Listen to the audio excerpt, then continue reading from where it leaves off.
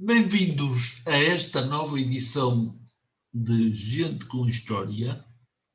Hoje viajamos alguns quilómetros e jeitosinhos porque vamos até Baião, uma linda cidade, um lindo concelho aqui no distrito do Porto. À minha espera está um jovem de 19 anos que já está à minha espera, está ali todo refastelado para falar connosco sobre a sua história de vida. É o nosso amigo Ruben Soares. Boa noite, Ruben. Diz-me quem és. Boa noite, Américo. Tudo bem? Espero que sim. Tudo. Eu sou o Ruben, tenho 19 anos e sou um jovem daqui da linda terra de Baião, dos muitos que existem aqui, que ainda somos uma terra que, apesar de ter um bocadinho de população idosa, ainda há alguma juventude para manter a continuidade. Ora bem, sou um rapaz que ando no ensino superior, estudo Enologia na UTAD, sou vice-presidente de uma associação chamada Associação Milênio Jovem, faço parte de um grupo de jovens aqui da terra e sou catequista, faço parte dos acólitos e basicamente é isso. Ruben, podes que era mais fácil perguntar o que é que tu não és, porque és tanta coisa. Eu ia começar por dizer que conheci o Ruben numa das minhas atividades formativas. Estava a acontecer há coisa de 4 anos atrás, na Quaresma, em Baião, um retiro para jovens, e os outros, eles eram muitos, eram cerca de 100 e meia, e foi lá que eu conheci o Ruben. Ele era ainda um miúdo, tinha 15 anos, portanto já passaram 4 anos, e eles eram todos muito alegres, muito comunicativos. O Ruben era mais caladito um bocadinho, e já me parecia muito mais crescido do que com 15 anos, mas era um jovem muito atento. E criámos alguma proximidade um com o outro, porque ele veio-me trazer a casa, acompanhar um motorista que me trouxe a casa, e conheci-me um pouco melhor. E eu, na sequência destes programas que temos feito, achei por bem convidar o Ruben, porque, tal como já vos tenho dito, há pessoas com história de vida, e as histórias de vida não se contam pelos anos que se tem de vida. Há gente muito nova que tem grandes histórias de vida, são grandes pessoas, já com umas histórias muito interessantes para contar. É o caso do Ruben, que, como disse, faz parte de um grupo de jovens, e eu gostava que começássemos por aí. Como é que tu entraste no grupo de jovens? Ora bem, na altura foi o Padre Francisco, que é o padre aqui da paróquia, que nos convidou a fazermos parte de um grupo de jovens para assim fazermos diversas atividades, entre as quais, na altura, esse retiro feito na Quaresma foi por parte da junção do grupo de jovens, que era na altura o grupo de jovens de Campelo, era o nosso, e basicamente foi aí que começou, foi na altura com o Padre Francisco, um bocadinho antes, e temos feito diversas atividades, como programar diversas cerimónias e outros eventos. Agora temos andado, não é, nestes últimos tempos mais parados, não é, devido ao Covid, como é óbvio, é como tudo, mas sim, foi a ideia do Padre Francisco de unir as freguesias mais um bocadinho, na parte, neste caso, na parte dos jovens. Na maior parte dos casos, ou numa grande parte dos casos, os jovens quando chegam à tua idade, à idade de ingressar nos estudos superiores, têm que mudar de cidade, vivem muito fora do seu âmbito familiar, têm tendência para abandonar um bocado o grupo de jovens, abandonar um bocado as paróquias a que pertencem. Contigo não aconteceu isso. Tu até ingressaste numa associação, que é a Associação... A Associação Milênio Jovem. A Associação Milênio Jovem existe antes da junção do grupo de jovens. Aliás, eu acho que já faz para aí uns 10 anos, para aí mais, sim, que eu faço parte da Associação Milênio Jovem. Ou seja, eu comecei como um sócio e fui escalando até há cerca de 4 anos. Fui vice-presidente e já vou no 4º mandato. Sim, acho que todos os jovens deviam manter-se nas atividades ou nas associações, nos grupos de jovens que existem nas terras e não querer abandonar, para não se deixar cair este associativismo em vão. Sim. Olha, mas consegue-me contar um pouco como é que a associação foi criada? Como é que iniciou? Já me vais fazer junção. A Associação Milênio Jovem... desculpa, repete, não, América. Estava a perguntar se consegues contar mais ou menos como é que foi a fundação da associação. Já disseste que foi a junção de grupos jovens, não é? Mas qual foi o objetivo que vos levou a criar a associação? A associação já existe há muito ano. Já vai fazer agora, no dia 30 de maio, creio que é dia 30 de maio, vai fazer 21 anos. Ou seja, a associação já existia antes sequer de eu nascer. A Associação Milênio Jovem foi criada em 2000. Lá está a Milênio, que foi na altura da mudança do milénio.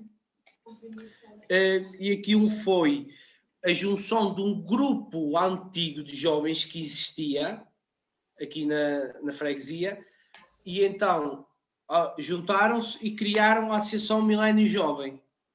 Ou seja, a Associação Milênio Jovem já faz mais trabalho do que eu há muito mais tempo. E quais são os objetivos da Associação Milênio Jovem? Qual é o objetivo? Basicamente é como sugere o nome, é representarmos os jovens. Nós fazemos diversas atividades. Agora posso-te falar da mais recente, que estamos a fazer parte da mesa de jurados para o Orçamento Participativo Jovem, que o nosso município está a participar. Temos feito entregas de bens alimentares, costumamos realizar todos os anos a Via Sacra com as crianças da catequese. Temos feito, antigamente fazíamos, era o ATL, que era as férias daqui da terra, e tentámos estar presentes em tudo o que é possível para representar os jovens. É mais ou menos quantos elementos sexuais? Quantas pessoas é que fazem parte da associação? Quantos associados? Eu acho que passa os 200 associados. Sim. Eu não tenho muito bem ideia, porque o número não me está a vir agora à cabeça, mas tenho ideia que passa os 200 associados. E a direção da associação é composta por quantos?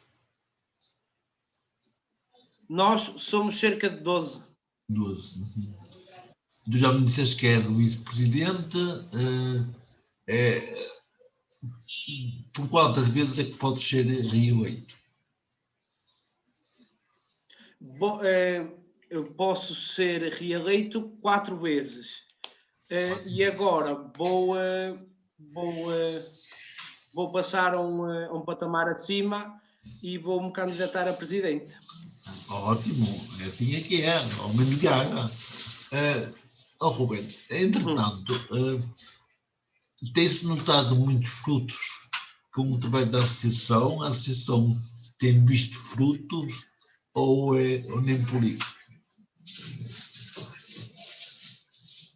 Não digo que se tenha notado muito, mas também não se tenha notado pouco. Andámos na zona mediana, tentámos fazer o possível para andarmos ali sempre presentes. Agora com a pandemia é um bocado difícil, suponho vocês trabalharem. Sim. Entretanto, a parte da associação do associativismo, tu também és catequista, portanto tens um trabalho ativo também na catequese. Estás a dar catequese ao 7º ano, suponho eu. Como é que é essa aventura na catequese? É uma aventura autêntica, lidar com crianças, com jovens. É uma coisa que começou mesmo por uma aventura, Américo. Porque eu comecei a dar catequese a meninos do 1º ano, sem ter experiência nenhuma, além da que tive na minha catequese, e tenho uma colega que estava exatamente como eu. Éramos 2 rookies ali, 2 novatos, a começar uma experiência completamente nova, ou seja, a dar catequese, que por acaso foi engraçado ao início. Tivemos uma pequena ajuda de uma rapariga, que é a Diana, que eu não sei se te recordas, ela ainda foi ao retiro, não sei se esteve no dia. Recordas? Ela ajudou-nos um bocadinho. E foi isso. Depois já começámos sozinhos a partir do 2º ano e agora vamos no 3º. A experiência é engraçada de lidar com crianças, porque elas têm muitas questões, tu tens que as responder da forma mais sábia e da forma que elas percebam, e tens que não impor nada, mas dar argumentos para elas terem a sua própria crença e fazerem as suas próprias decisões. Isso é uma tarefa um bocado árdua, ou seja, entrar numa sessão de catequese e nunca saberes quais as perguntas que eles te podem fazer, deve causar um bocado de ansiedade.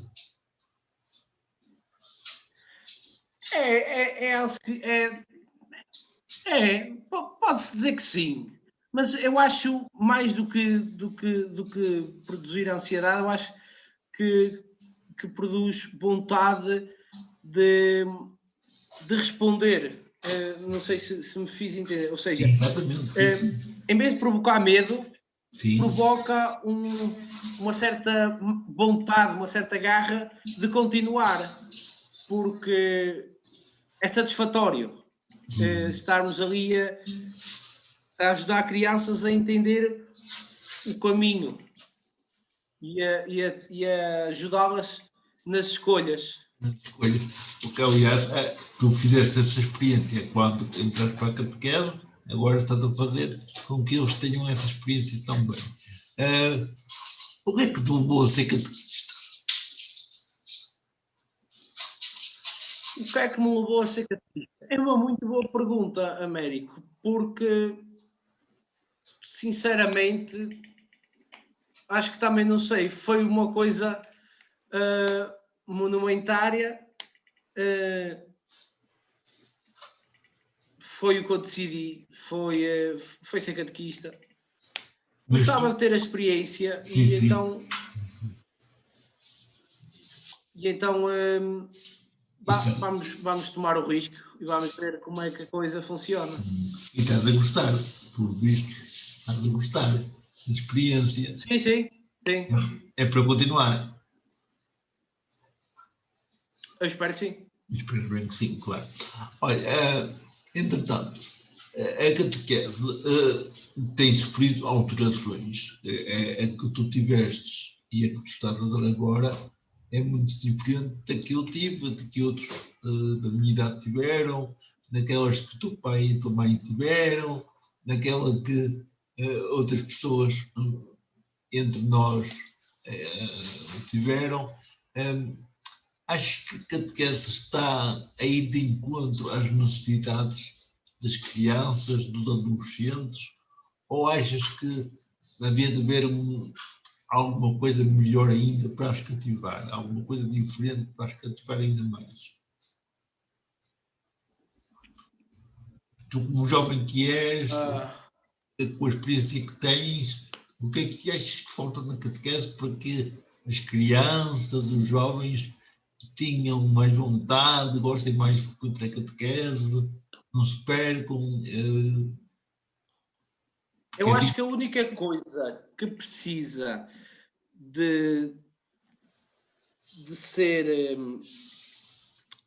ser posta na catequese, assim dizendo, é perder a ideia de que, como antigamente, os jovens, por parte dos pais e tudo mais, iam à catequese e iam ter com a catequese. Agora acho que a catequese é que deve ir ao encontro dos jovens, porque se estivermos à espera que os jovens venham, como se tem reparado, não se tem muitos. Não é? Porque há aqueles jovens que têm o clique e que vão, não é? As crianças e os pais que fazem com que as crianças vão, e as crianças mesmo por vontade própria também vão. Há algumas que é preciso dar assim um empurrãozinho. E é essa a única coisa que eu acho que é preciso mudar na nossa vida. Olha, e quais são as estratégias que tu usas frequentemente para as cativar?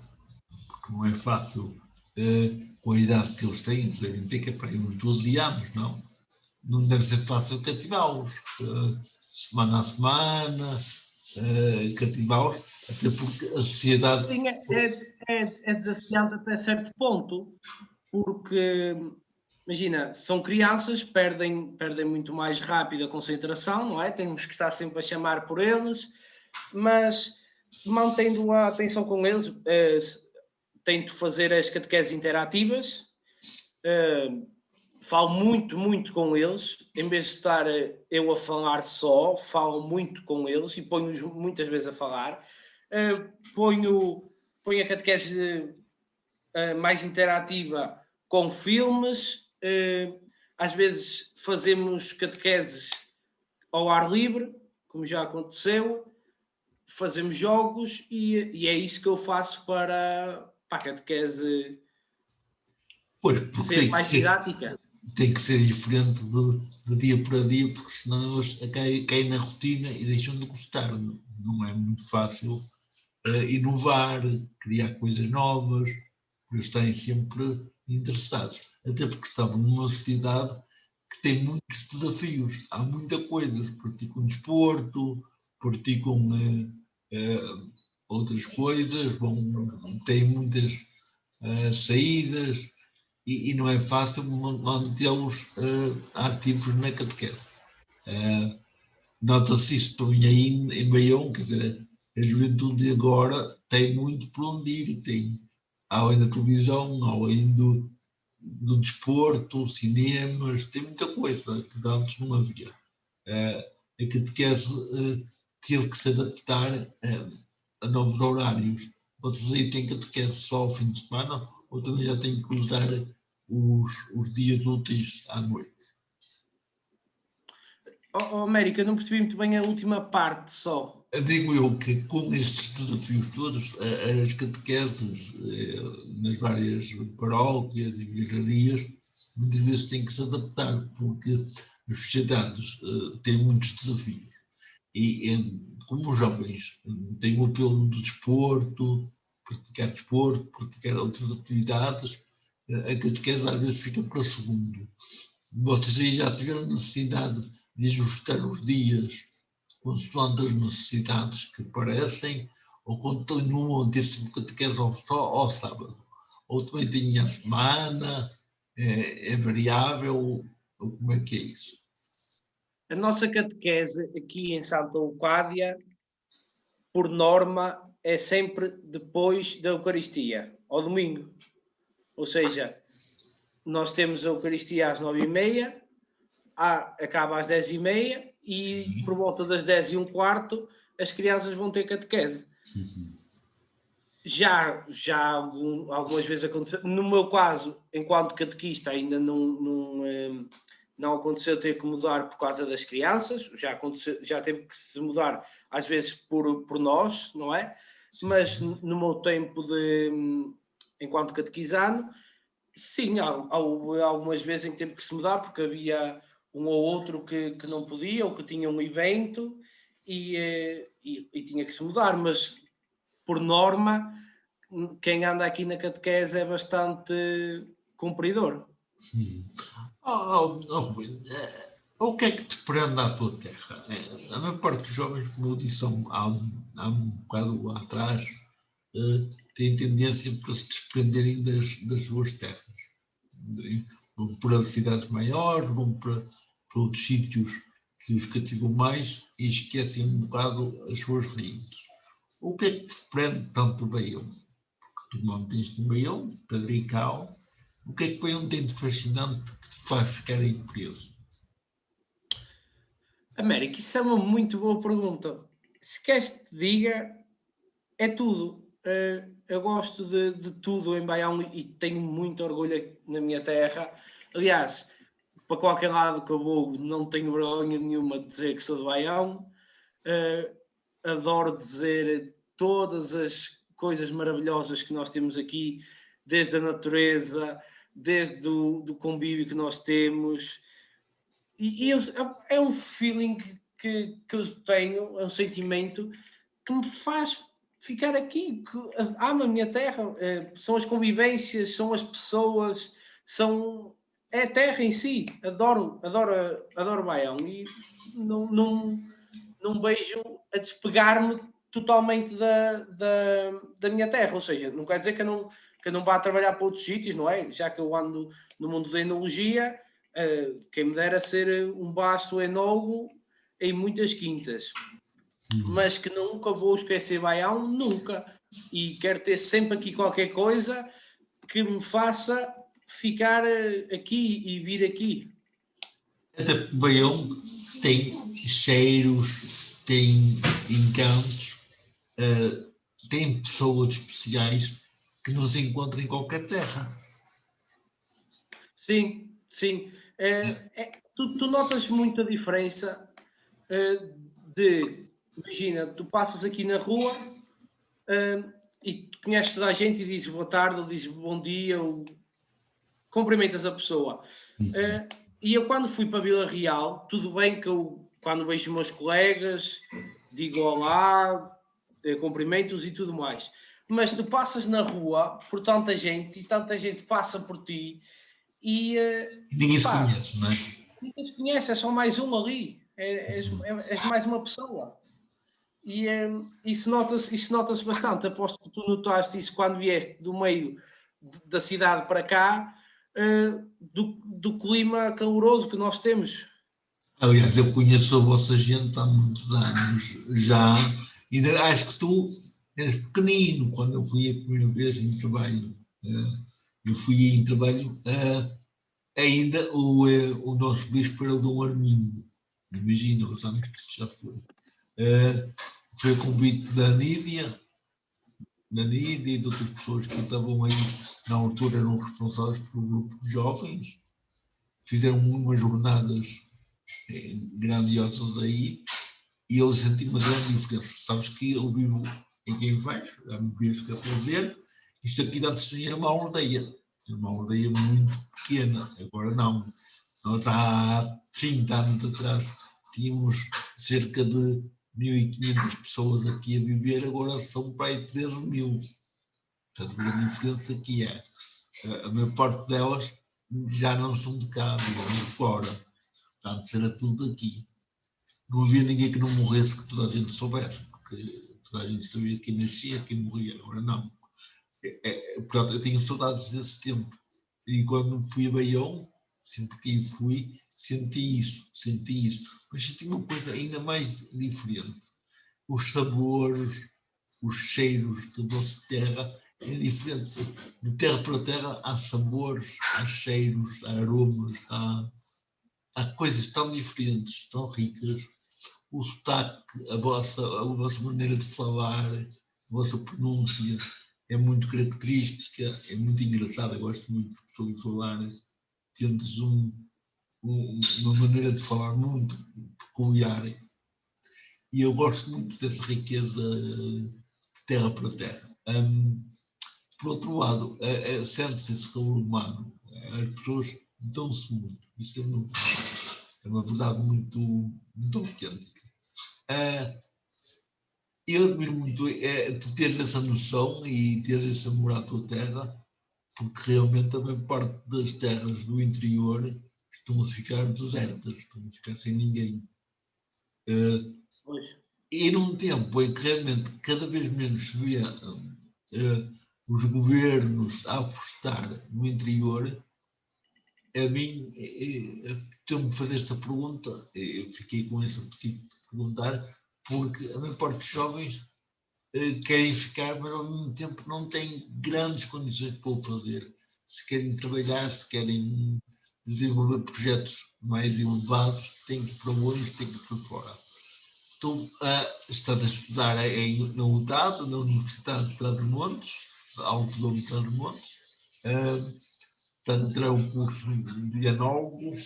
Quer-nos explicar como é que surgiu essa tua escolha por esse curso?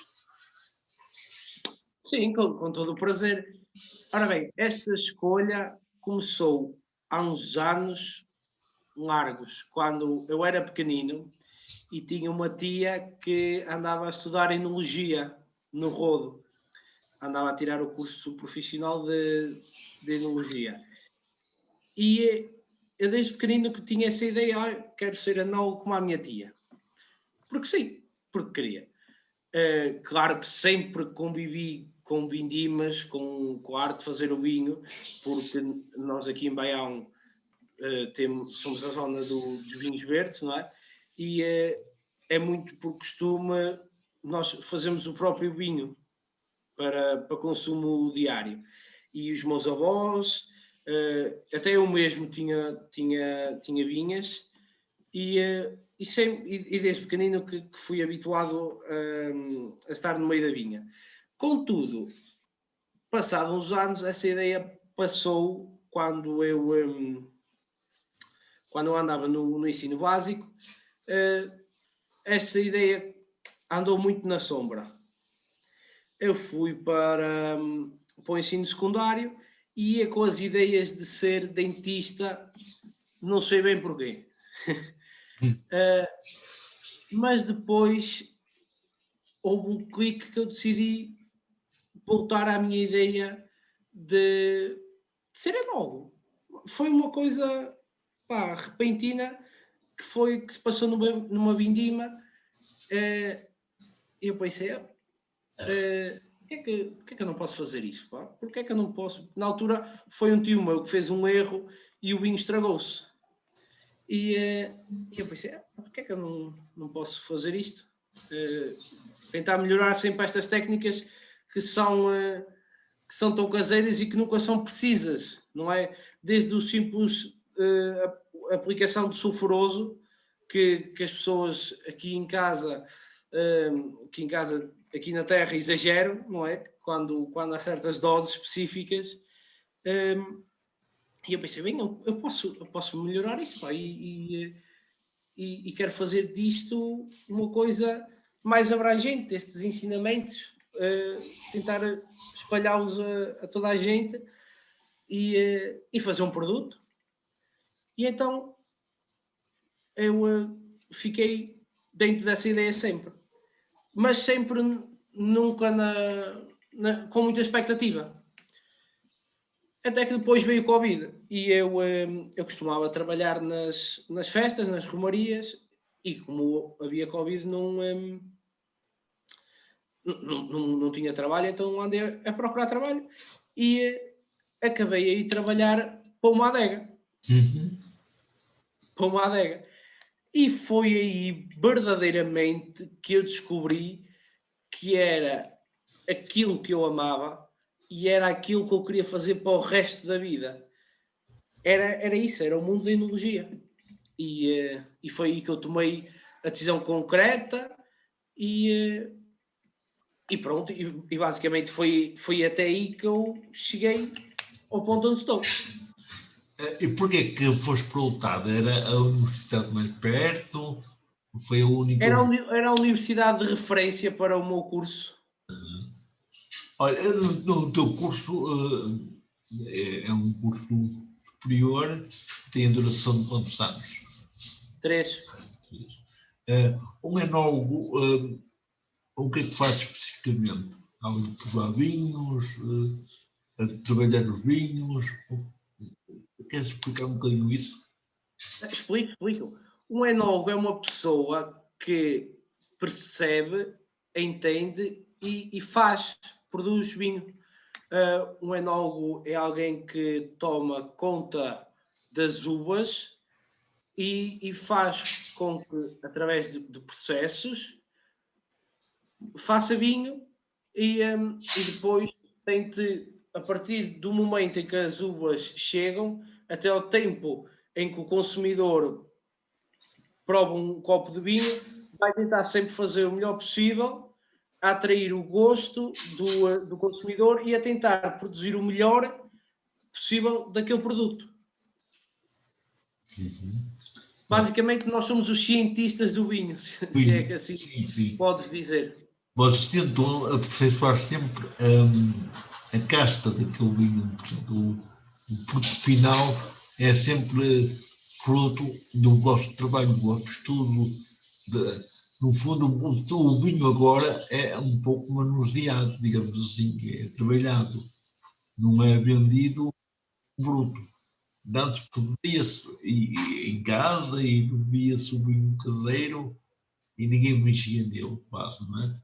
Vocês agora são técnicos, digamos assim, e aperfeiçoam a qualidade, o sabor do vinho.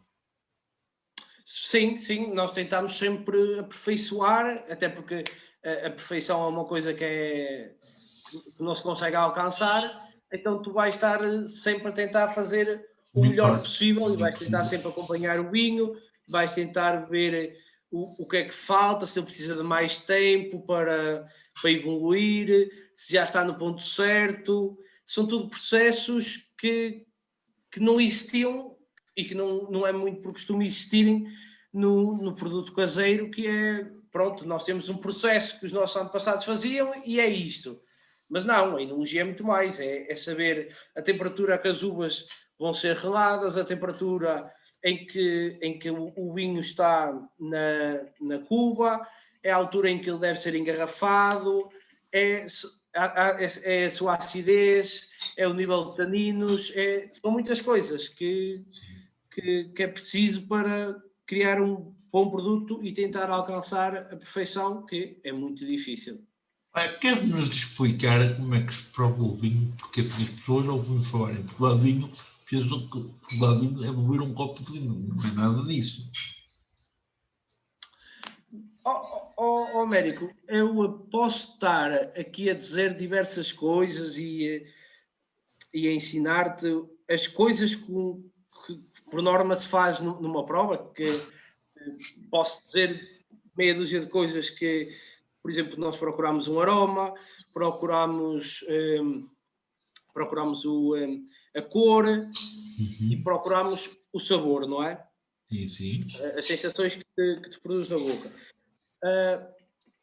Mas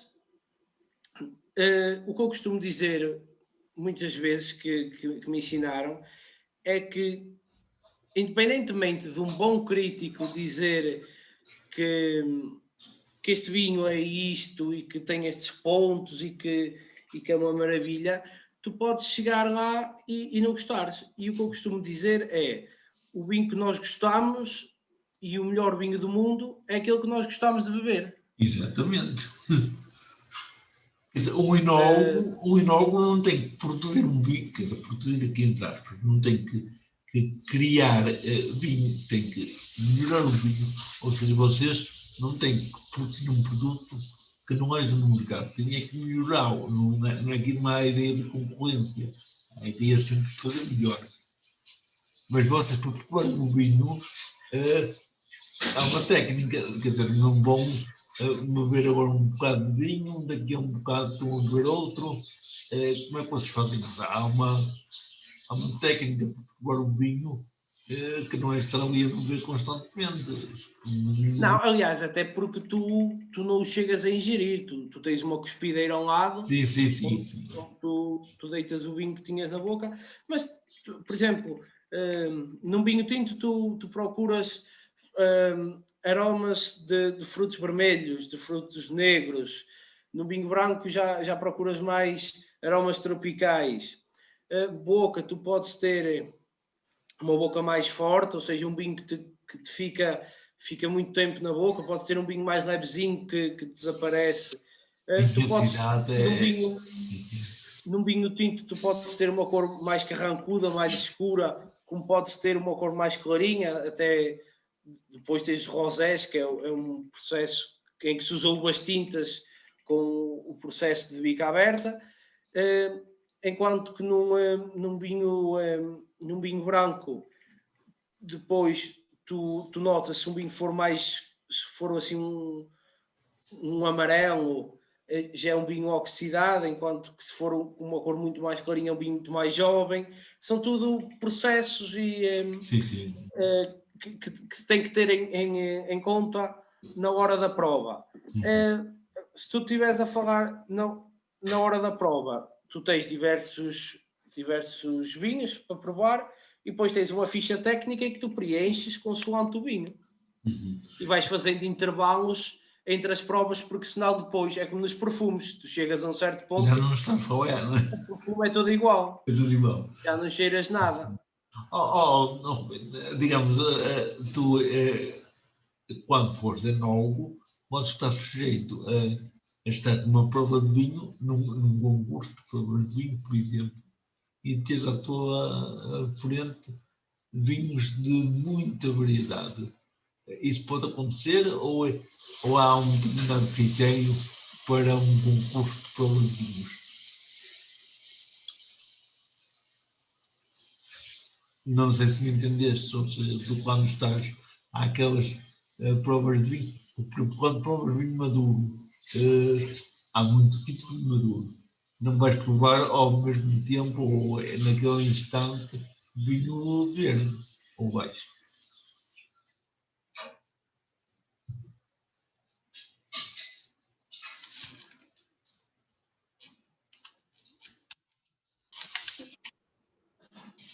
Houve um pequeno corte aqui na ligação.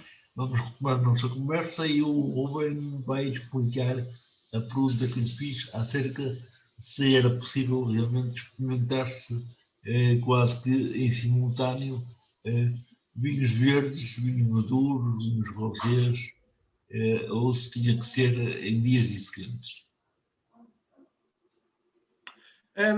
Então, estávamos a dizer que era sobre a parte das provas.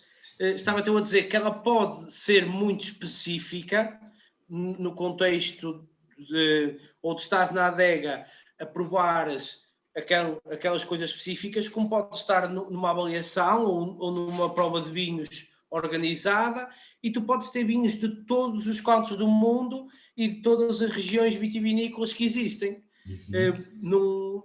Depende de como seja a prova. Tens todo tipo de provas. Olha, pode acontecer isto. Eu estou a fazer perguntas como quem não sabe nada disso, percebes? Porque partindo do princípio que muita gente que nos vai ouvir também não sabe. De pôr no papel de quem não sabe. E também não sei muito.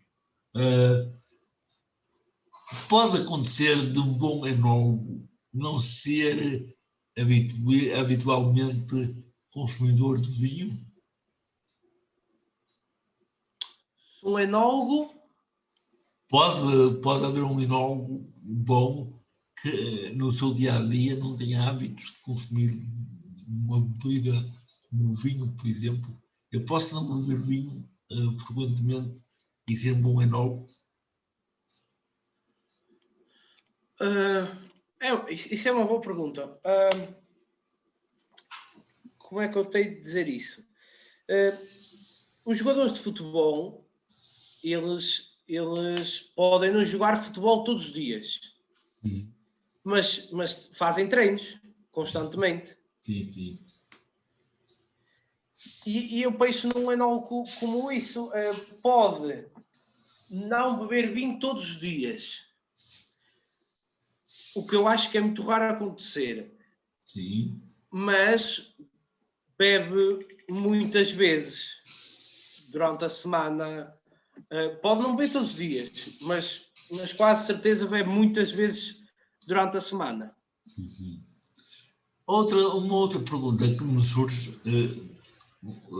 para quem é entendido em vinhos, e não um enólogo entende muito sobre vinhos, no teu caso, o que é que classifica um bom vinho?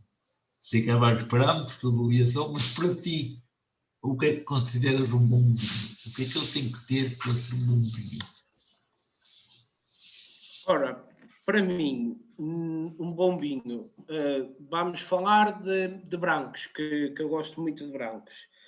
Para mim, um branco tem que ter frescura, tem que ter complexidade, apesar de ser um branco, ser um vinho mais leve do que um vinho tinto. Tem que apresentar alguma boca, tem que ter uns aromas tropicais engraçados, como por exemplo abacaxis, papaias, uma cor jovem, uma cor clarinha. No que toca aos vinhos tintos, gosto deles envelhecidos, gosto bastante de vinhos envelhecidos tintos, gosto deles com uma boa boca, que fique persistente, gosto de ter uma cor escura, ok? Gosto muito dos aromas de framboesa nos vinhos e gosto também de sentir o aroma caramelo, que é proveniente do envelhecimento em madeira. Normalmente o vinho nem sempre é envelhecido convenientemente. Há muito vinho que não chega a envelhecer. Sim. É como tu tens carros de média gama e tens carros topo de gama que são muito mais trabalhados. E é como o vinho. A madeira é um vinho muito mais trabalhado e que exige muito mais atenção. O vinho, quando é envelhecido em madeira, normalmente qual é o tipo de madeira mais aconselhável para o vinho ser envelhecido? Nem qualquer madeira serve. Não, nem qualquer madeira serve. A madeira que mais se usa é o carvalho francês. Mas há quem use carvalho americano, há quem use carvalho português.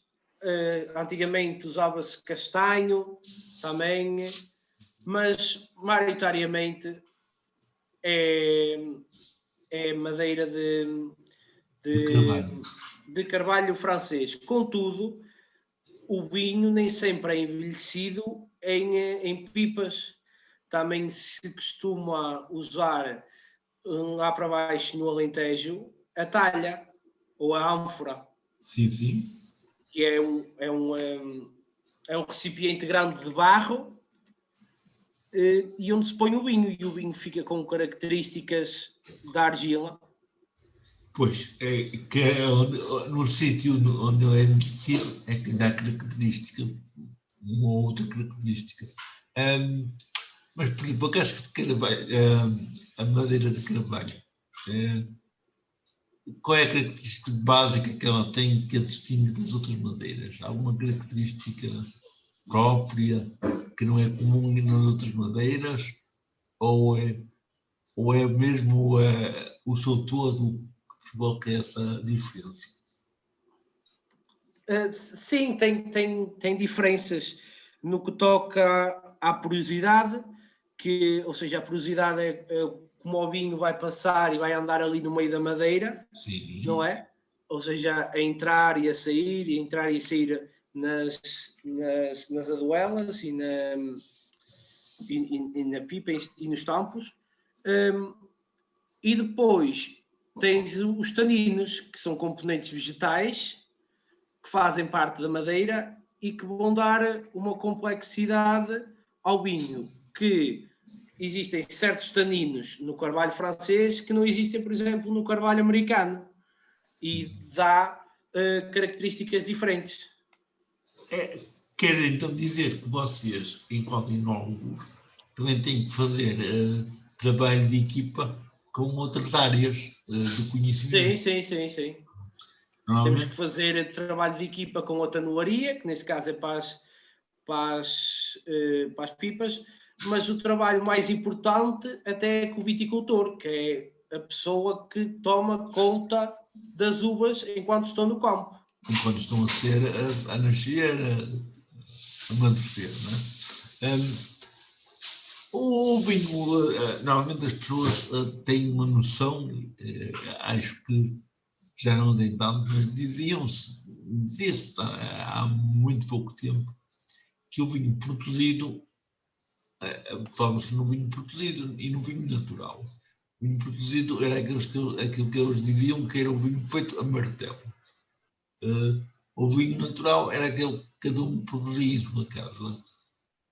Há vinhos feitos a martelo, aqueles vinhos feitos de pancadas, só para dizer que se vende, que é um bocado de álcool com sabor e não tem mais nada, ou todo o vinho é ele bem trabalhado, sendo bom ou menos bom, passa por o mesmo trabalho de purificação, digamos assim. Digamos que o termo a martelo já é um termo muito antigo, é um termo que já não se usa há muitos anos. Existem diferentes tipos de fazer vinho e é como tu dizes, nem todos os vinhos são trabalhados. Há vinhos que é como tu dizes, que são destinados para o mercado e que se destina a fazer aos milhões de litros e para vender, enquanto que há vinhos que são trabalhados. Mas há pessoas que apreciam os dois tipos de vinhos e pronto, se apreciam, continua-se a fazer, não é? Olha, o vinho, para ser um vinho de reserva, tem que ter cuidados ainda mais especiais, ou é a mesma coisa? O vinho reserva tem que ter tratamentos especiais, foi o que tu perguntaste? Sim. Sim, porque tu, se fores a ver, é uma reserva, foi uma coisa que esteve a ser reservada e que esteve a ser cuidada para depois ser apresentada de uma forma diferente do que se está habituado.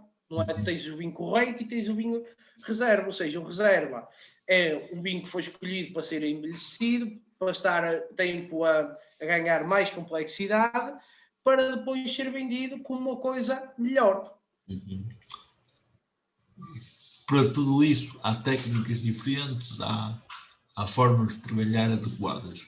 Rubén, o vinho em si, diziam antigamente que era um produto que dava saúde também, bebido com moderação, que era algo saudável. Agora, torna-se a dizer isso também, que a pessoa, bebendo um bom copo de vinho, está a cuidar da sua saúde. És dessa opinião que um bom copo de vinho... Américo, eu não percebi muito bem a tua pergunta, desculpa. Antigamente as pessoas diziam que quem bebia vinho ou quem bebia um copo de vinho nas refeições, que isso fazia muito bem. Houve uma altura que já não se dizia nada disso, porque o vinho fazia mal, tinha álcool. Agora volta-se o vinho bebido às refeições com moderação, que é um bom tratamento, é um bom alimento para a saúde. És dessa opinião? O vinho, se for bebido moderadamente, equilibradamente, faz parte, é uma parte integrante da nossa alimentação? Sim, sou completamente dessa opinião, até porque muitos componentes que existem na uva e que depois são transmitidos para o vinho fazem muito bem à nossa saúde. Aliás, há pessoas que defendem que existem certos componentes no vinho que fazem prevenir o cancro. certos compostos que fazem prevenir o cancro.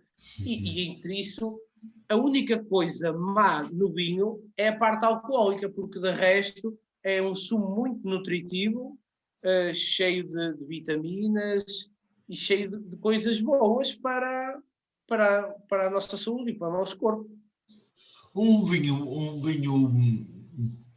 para ser um bom vinho, não tem obrigatoriamente que ter muito álcool. Não, porque imagina, o álcool tem a ver com a quantidade de açúcares que estão presentes antes da fermentação, que é para depois as bactérias usarem esse açúcar para produzirem álcool. Por exemplo, tu tens vinhos verdes em que produzem muitos bons vinhos e que têm um teor alcoólico mais baixo do que, por exemplo, um vinho de Douro. Não quer dizer que, por ter menos teor alcoólico ou mais teor alcoólico, possa ser um melhor vinho ou um pior vinho. Pois, é assim, normalmente qual é a média de álcool que o vinho deve ter? Um vinho não deve ter média nenhuma. Agora, se me estiveres a perguntar a escala em que o vinho normalmente anda, existem na zona dos vinhos verdes, por exemplo, entre os 9 e os 14 graus percentuais de álcool.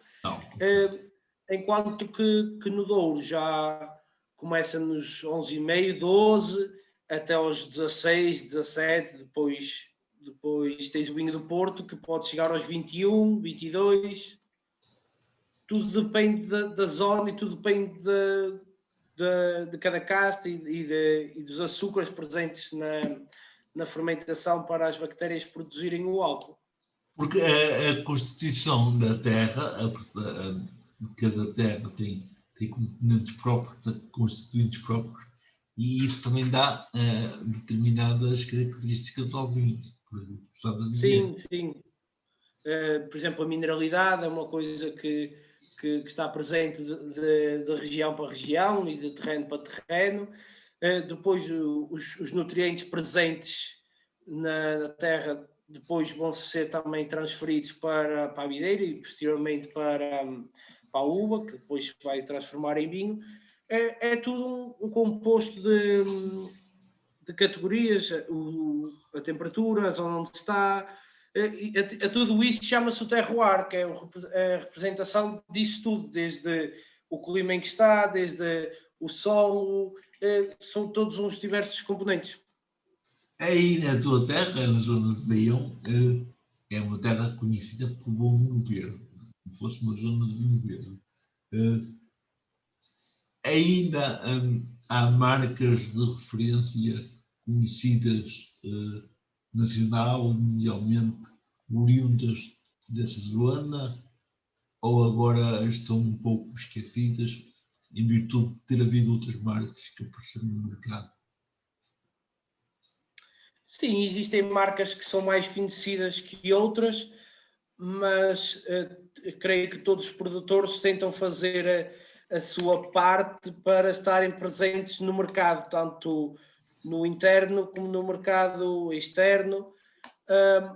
Agora, se me disseres assim, é mais fácil tu conheceres o Aregos, que é a casa, o vinho que nós produzimos lá na adega, e se depois fores falar, por exemplo, num Papa Figos, ou num Trinca-Belotas, ou um vinho da casa da Irmelinda, obviamente que esses são muito mais conhecidos do que o Aregos. Contudo, nós tentamos estar sempre presentes, mas isso creio que é um panorama geral com as marcas que são mais pequenas e que não estão no mercado há muitos anos ou que não fazem parte de grandes empresas. Mas aí na zona de Baião ainda há muita produção de vinho, há muitos produtores. Sim, temos alguns, aliás, nós até fazemos a Feira dos Vinhos Verdes. Sim. Que se não tenho erro, costuma ser em setembro. Eu acho que nós temos à volta de 9 ou 10 produtores de vinho. Não quero estar a enganar ninguém, mas deve andar por aí. Mas vinhos comercializáveis, pronto, são vinhos que se vendem para o mercado, estão postos no mercado à venda. Sim. Podes encontrá-los em qualquer mercado, em qualquer superfície comercial. Sim. Ótimo. Ruben, já chega daqui a nada ficamos alcoolizados. Eu gostava também de saber perspectivas que tu tenhas em relação ao futuro. Vais ter um curso, estás a um passo de o concluir. Quais são as perspectivas que tens de futuro ao ingressares no mercado de trabalho? É um mercado que tem muitas vagas, que já está a ficar muito preenchido. Quais são as tuas perspectivas? Ora bem, tu neste ramo tu tens que ser bom e tens, ou seja, no mínimo tens que ser bom,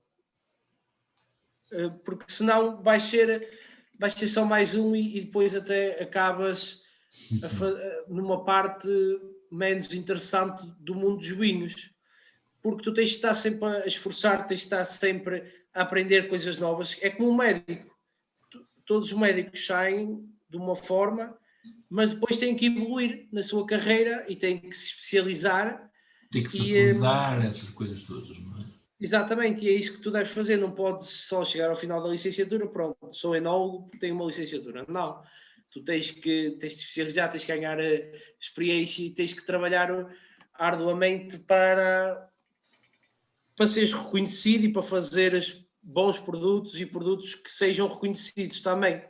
Então, tu em termos futuros, além do emprego, vais ter que preocupar sempre com estar atualizado, a par das novas tendências, das novas tecnologias.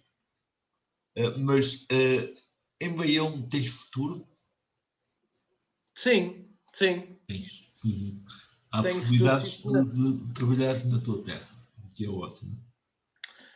Não quero trabalhar só na minha terra, quero espalhar-me pelo máximo possível do mundo vitivinícola, principalmente em Portugal, não é?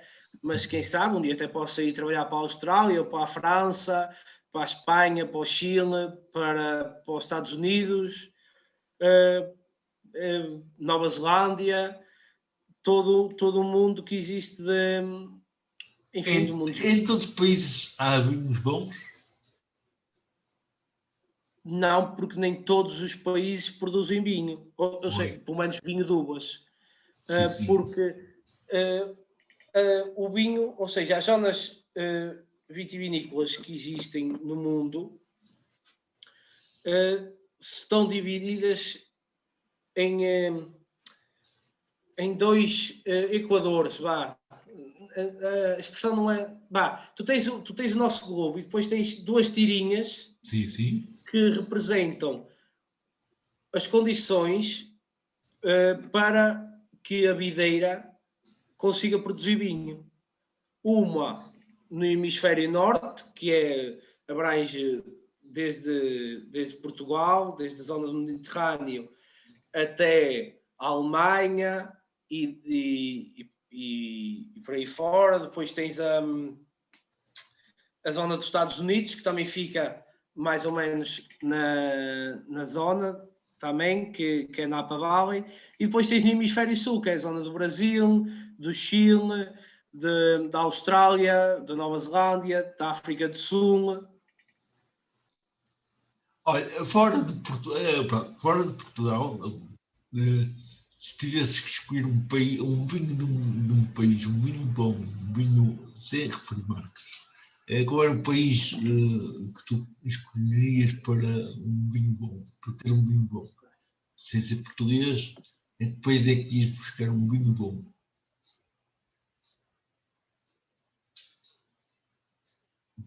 Desculpa, Américo, não consegui perceber bem. No teu caso, não falando em vinhos portugueses, qual era o vinho, em que país é que ias buscar um vinho bom sem ser português? Pronto, nós já sabemos que os portugueses... Há um país em que... Em que houvesse um vinho que tu gostes daquele vinho, há algum país assim que tenha um vinho que compita muito com o nosso, ou não tens preferência por nenhum especial? Eu do mundo dos vinhos, para além de Portugal, ainda Conheces não pouco, posso pois. falar muito, porque ainda sou muito tenrinho no que toca a isso. Ainda não está de vinhadalho. Mas Ainda diz? não está de vinhadalho. Ainda estás à espera. Pois. À espera. Mas, eu acho que Portugal está bem marcado, em todo um lado. Eu acho que nós somos fortes concorrentes a qualquer vinho que exista no mundo. Até porque lá fora há mais vinhos fortificados do que cá. Há mais vinhos feitos de frutas e não só de uva. Há mais vinhos feitos de determinados frutos que não uva. De qualquer maneira, nós em Portugal temos muita tradição no vinho, temos muita tradição na variedade, desde norte ao sul, do oeste ao oeste, temos muita tradição. Tu escolheste uma carreira que não é muito conhecida, uma área que não é muito falada. Toda a gente fala de vinho, toda a gente fala de agricultores, de produtores de vinho, mas ninguém fala naqueles que trabalham no vinho. Ou pelo menos quando falam não sabem que é uma ciência. Se quem nos está a ouvir deve estar a perguntar, mas porquê tanto estudo por uma vida que deveria ser natural? Devia ser como a natureza a dá, ou seja, a natureza produz e nós consumimos. Porquê é que se tem que estudar tanto vinho? É como tudo, Américo. Se nós também fôssemos, podíamos fazer essa pergunta no que toca à cozinha. Porque é que há tanta ciência no mundo da cozinha? Porque é que não podemos simplesmente pegar numa cenoura e, em vez de a estarmos a confeccionar, porque é que não a comemos crua? Porque é que, em vez de estarmos a fazer uma tarte de maçã, não comemos simplesmente a maçã como ela vem da, da árvore? Porque tu tentas sempre procurar elevar e fazer coisas novas, e foi isso que aconteceu há milhares de anos atrás, quando eles começaram a produzir vinho, que era só um líquido que fazia rir, até hoje em dia que temos milhares e milhares de vinhos e centenas de castas que fazem coisas diferentes, não é? É como tu comes uma comida que gostas, ou seja, tu vais beber um vinho que gostas, e se fosse tudo igual, basicamente não haveria necessidade de haver escolha ou de sequer de existirmos, se fosse tudo igual, não é? Daí se fazia vinhos diferentes, que era para gostos diferentes, não é? Claro. Rubén, entretanto, também como tu, há muitos jovens que estão à procura de fazer uma escolha de futuro a nível profissional, a nível de carreira. Tu aconselharias o teu curso? Aconselharia a quem tiver verdadeiramente a paixão de saber mais sobre o vinho e de ter o bichinho de querer produzir vinho e de querer entender as coisas como elas são e de tentar produzir alguma coisa que vá agradar alguém num jantar, numa reunião, num convívio. Sim, a quem tiver esta paixão, vivamente que digo, sigam este curso. Digamos que, na tua opinião, e também é a minha quase certeza que é de muitos de nós, o que interessa é gostarmos daquilo que fazemos e sentir que aquilo que fazemos vai ser útil, vai dar prazer a outras pessoas. Exatamente, sim. É tentarmos fazer sempre o melhor possível daquilo que nós gostamos de fazer. Para concluirmos, tu estás realmente na parte final do curso, estás também numa fase crucial da tua juventude, ainda com todo o fulgor, olhando para o que já passou, para o teu passado, olhando para o teu presente, o que é que tu gostarias que acontecesse no teu futuro mais próximo? Além do emprego, além da tua realização profissional, tens assim algum sonho que gostasses de concretizar? Porque estamos a falar com um jovem deve ter sonhos, como é óbvio. Tens assim um ou outro sonho que gostasses de realizar assim a breve trecho? Eu acho que não posso nomear um sonho sem ser o sonho de ser feliz e de espalhar a felicidade, que basicamente o que tu procuras na vida é a felicidade e é isso que eu quero, é ser feliz. E achas que, olhando às circunstâncias atuais em que vivemos com esta pandemia, isto não vai cortar os sonhos da pessoa poder um dia ser feliz. Podemos continuar a esperar a felicidade, mesmo em tempos tão difíceis como estes. Não há Sim, nada. nós devemos procurar a luzinha no fundo do túnel em tudo o que é possível. E eu acho que nós não devemos cortar os sonhos, eu acho que nós agora devemos ter uma garra de os querer realizar e de os querer fazer ainda mais do que o que tínhamos antes. Eu vou-te fazer uma pergunta um bocado delicada e um bocado assim pessoal. Se tu, quando andavas no início da tua juventude, na catequese, ainda eras muito jovenzinho, se voltasses esse tempo, houve alguma coisa que ficou por fazer, que farias se fosses nessa altura, que não tinhas feito, e que se pudesse lá voltar, farias? Ou fizeste tudo aquilo que gostavas de ter feito enquanto foste criança, enquanto foste adolescente? Porque há coisas que não se podem fazer mais, não é? O faz naquela altura não se faz mais. Eu creio que não, eu acho que se não foi feito numa altura, vai haver sempre outra altura para ser feito. Isso é que eu gosto. Agora, o que não se realizar é porque não foi possível, mas não Não se vejo, pode, não se não vejo pode. nada que não tenha feito que me arrependa, porque posso vir a fazê-lo. Pois, nem tudo se pode realizar, nem tudo se pode fazer, e há prioridades também, não é óbvio, não é? Ruben, entretanto, tu quando estás no teu grupo de jovens, na tua associação, na catequese, sentes-te mais feliz do que quando estás a estudar, ou as coisas são ela por ela? A estudar, tu referes-te a estudar, a estar a ler livros e a decorar matéria e a compreender matéria, Sim, ou sim, sim. referes-te. A estudar é no seu todo, a estudar a nível de teoria e a estudar já a nível de prática também, a evolução, tratar de melhorar o vinho. O estudar envolve isso tudo, digamos assim.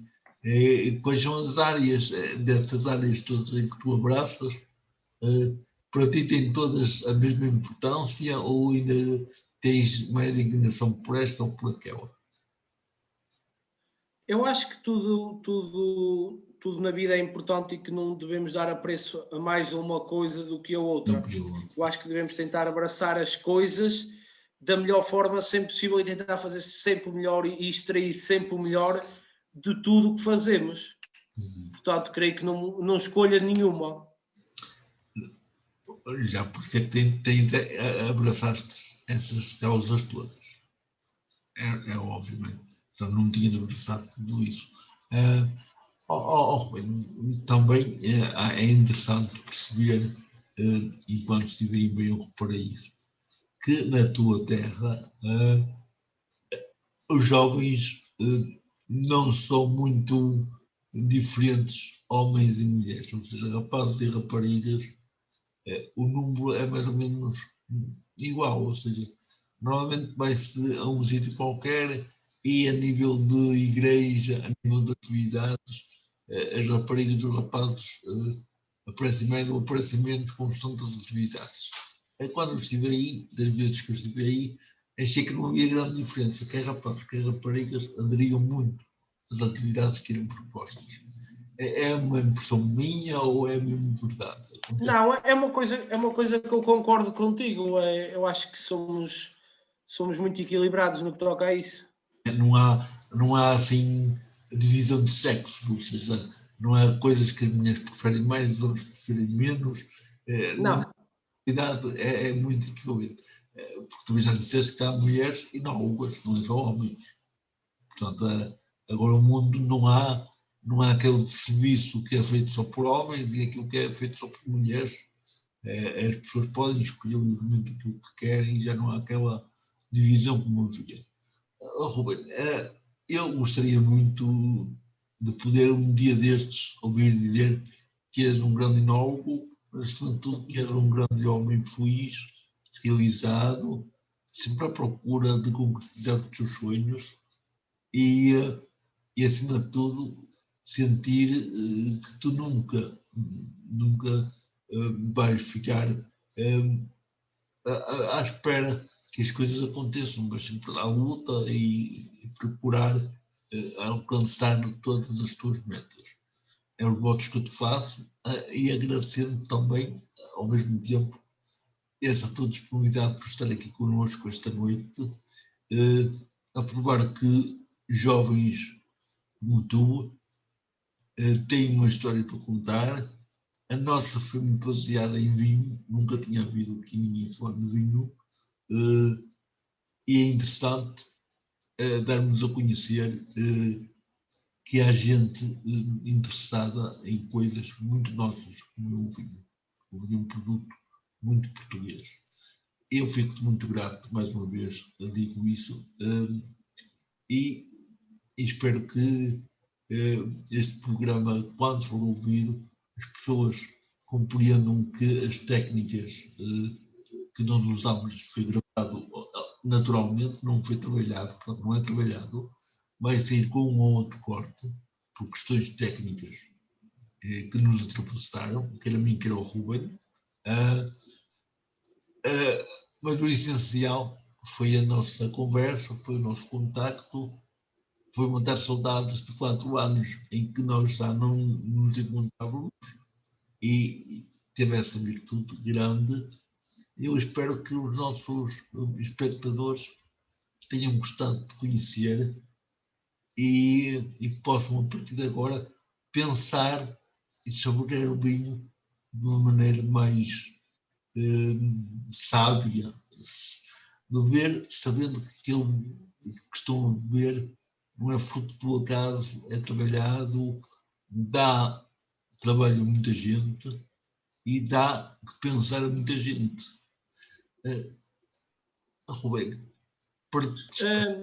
Américo, eu pegando nas tuas palavras, eu é que fico agradecido por este convite maravilhoso. Sim, matámos saudades porque já há muito tempo que a gente não falava. E foi uma honra estar aqui entre as pessoas que tu escolhes para partilharem as histórias que têm. E mais uma vez, muito obrigado por esta oportunidade e foi um prazer. Obrigado aos Ruben, espectadores eu é que agradeço. E a ti, amigo. Eu é que agradeço, porque eu não sou eu só que vos escolho. Eu escolho-vos, mas a última escolha é sempre vossa, porque temos a liberdade de recusar. E felizmente para mim, para este programa, já passaram 4 jovens com idades muito próximas da tua. A mais nova tinha 17 e a mais velha tinha 25. E o engraçado disto tudo é que cada um à sua maneira foi capaz de expressar aqui a sua vivacidade, a sua alegria de viver, de estar na vida. Foste mais um a aderir e foste daqueles que aderiste muito espontaneamente. Eu recordo-me do convite e tu, da forma como tu o aceitaste. Quero dizer-te a ti e a quem nos está a ouvir que, se quiserem ouvir esta entrevista ou as outras que já estão postadas no YouTube, basta visitarem o canal Adolfo Ribas. Lá estarão todas as entrevistas de gente com história. Já são montanhas delas lá e montanhas de histórias que dão a pensar e que davam para escrever muitos livros, muitas histórias bonitas. Ruben, aquele abraço e já sabes, também tu visita o nosso canal, divulga, faz com que nós possamos conhecer-te ainda melhor, porque é uma maneira de mostrar ao mundo que os jovens são uma aposta e vale a pena apostar na juventude, porque sem jovens não há presente. Já não é o futuro, não é presente, porque vocês são o presente, não é o futuro, é o presente. Quando a gente diz que os jovens são o futuro, estamos a esquecer do hoje, que é mais importante, do agora. Ruben, aquele abraço muito forte, extensivo. Igualmente, Américo, muito obrigado, um abraço muito forte para ti, cumprimentos à tua esposa e fiquem bem. Obrigado, olha, e já agora que este abraço seja extensivo às pessoas de Baião, a quem eu tanto estimo, são muitos os que eu conheci, claro que nem de todos me recordo, mas muitos ficaram no coração. E para terminar, eu gostava que tu dissesses a esta gente como é que se chamam os habitantes de Baião. São baionenses. Baionenses? Sim. Sim, baionenses, ok. Então, entre os baionenses, continuem a ser baionenses sempre, a todo instante. E olhem por cada um de vós, olhem por vossos filhos, que são realmente a esperança de um mundo melhor. Aquele abraço, agora sim, obrigado mais uma vez. Obrigado, Américo. Foi um prazer.